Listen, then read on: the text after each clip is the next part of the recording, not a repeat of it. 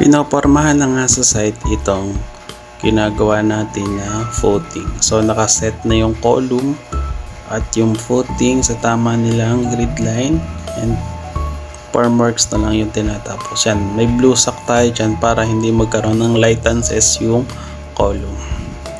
May tamang spacer din tayo na 3 inches paikot. Dito naman sa kabilang part ay nagpoporma na tayo ng grade beam para sa flooring.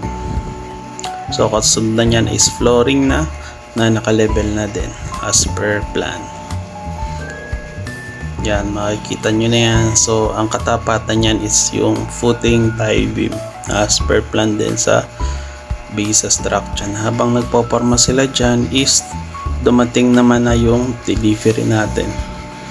80 pieces na semento na eagle and yung CHP natin na 100 peraso.